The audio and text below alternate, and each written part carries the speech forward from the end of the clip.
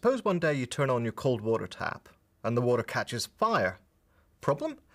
This is just one of the many potentially harmful side effects of global fracking.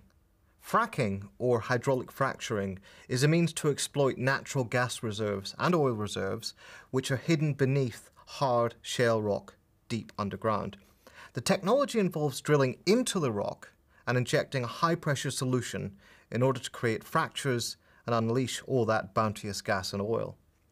In this solution is included a mixture of toxic chemicals and carcinogens such as hydrochloric acid. These chemicals subsequently reappear in the local water supply. This resulted in one of the most extraordinary scenes in the documentary about fracking, Gasland, in which a householder set his tap water on fire. But industry lobbyists tell us that fracking shale gas provides a cleaner source of energy than traditional fossil fuels, such as coal and oil. They tell us that it stimulates growth and provides jobs.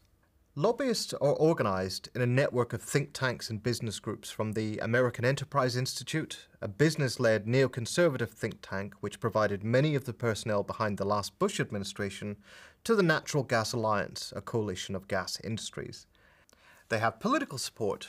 Obama heaped praise on the natural gas boom in the United States, as the Washington Post reported, during his State of the Union address last year.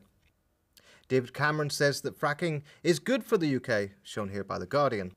The Guardian also reported that government officials have collaborated with the industry to help manage public opposition, and the British government has changed the law to allow fracking to take place under people's homes without their permission.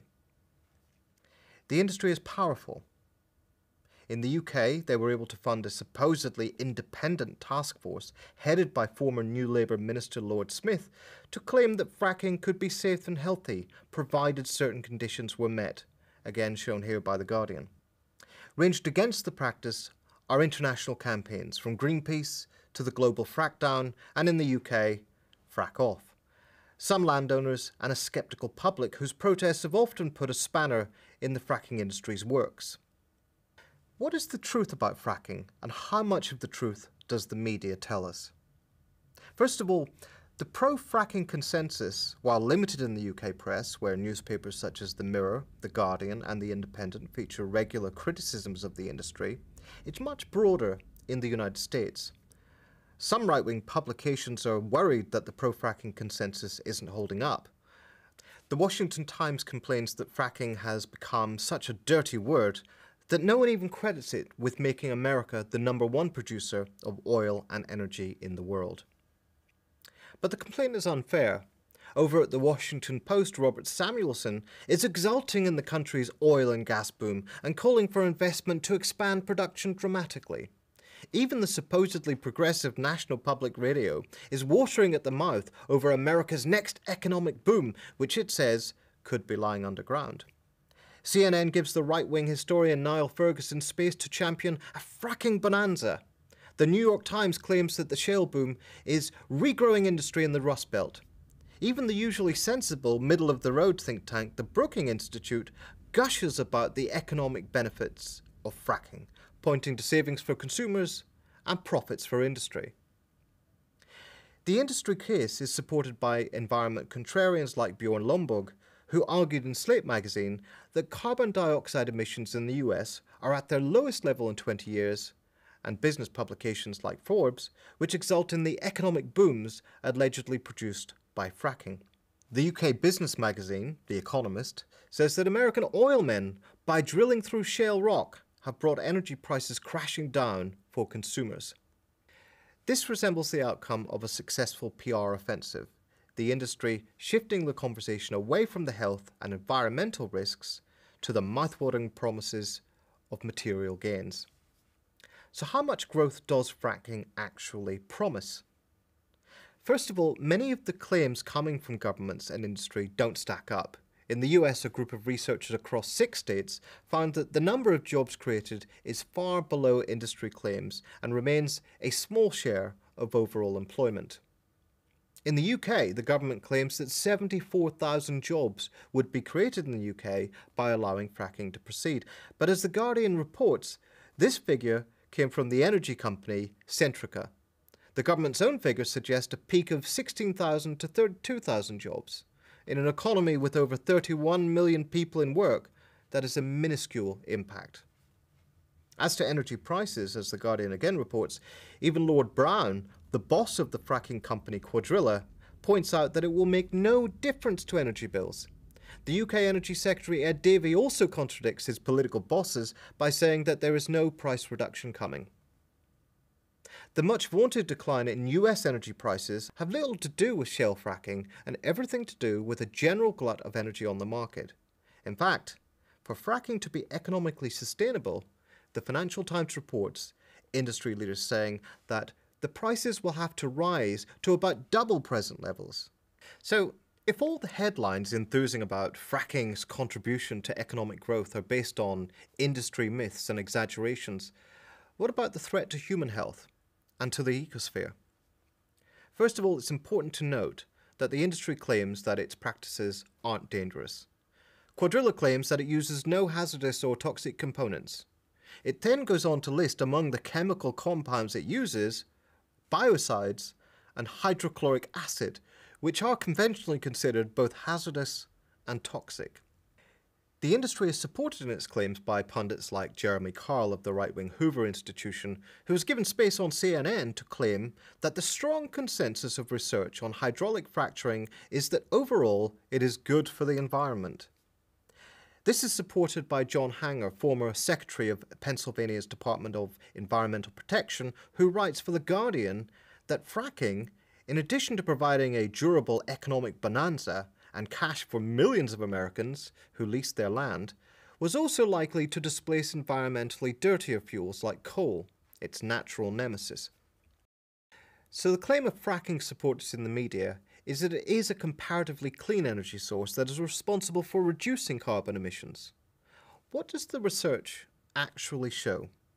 First of all, a big part of the lobby's case is that the Intergovernmental Panel on Climate Change suggested in one of its reports that since shale gas has a lower carbon footprint than coal or oil, it could be used to transition to clean, renewable fuels. However, as one of the lead authors of the report pointed out in an interview with the website Responding to Climate Change, the lobbyists are exploiting and exaggerating a minor theme in one of the panel's reports, and that the emissions coming from the drilling sites, combined with the expanded use of gas, especially in industry, would result in a dangerous global temperature increase of between 3 and 5 degrees Celsius. But even that assumes that fracking is for shale gas. In fact, it is not just for gas, as lobbyists like to claim, but also for oil. In February this year, as the Wall Street Journal reports, fracking accounted for 49% of total domestic oil production. And this tendency is going global, with the Financial Times reporting that up to 140 billion barrels of oil could be exploited by fracking, although the FT doesn't mention that the research company behind it is funded by the energy industry. Yet even sticking with the subject of fracking for gas, the International Energy Agency's 2011 World Energy Outlook report suggested that even if we were entering a golden age of gas, the result would likely be a dangerous and totally unsustainable 3.5 degrees Celsius global increase in temperature. And this is important because news reports often assume that shale gas is climate friendly. The US network PBS recently produced a long documentary about the effects of fracking which didn't mention the climate impact at all. There's also the immediate effect on human health. There are now dozens of studies whose findings are glibly overlooked by the Environment Protection Agency and by pro-fracking pundits, which show that toxic chemical compounds have been making their way into the water supply. In Pennsylvania, methane has been found in the water, and the Scientific American reports that this most likely came from fracking. Meanwhile, the New York Times covered the flow of wastewater from fracking into rivers that supply drinking water and disclosed official documents from the Environmental Protection Agency and the drilling industry which suggest that radioactive materials cannot be eliminated from the waste. And that is even if there aren't regular spills and accidents polluting the water supply. As the Wall Street Journal reported earlier this year, the Exxon fracking subsidiary XTO is still locked in a legal battle with the Pennsylvania Attorney General after having spilled 57,000 gallons of wastewater into the local river. Such spills and accidents happen a lot. The effects of this on humans are exposed in a range of health studies. The chemicals involved damage the skin, the eyes, the immune system, the cardiovascular system, and the kidneys. They can cause cancers and disrupt the endocrine system. Astonishingly, research into the advisory committees that oversee fracking decisions at national and local government levels shows that they contain not one single health expert. A trickle of this evidence is beginning to make it into the news. But it's nothing compared to the flood of articles glorying in the supposed economic benefits and downplaying the risks. And that's the fault not just of the news organizations and the PR companies that they're linked to, but also the government agencies that support fracking and not the legitimate science.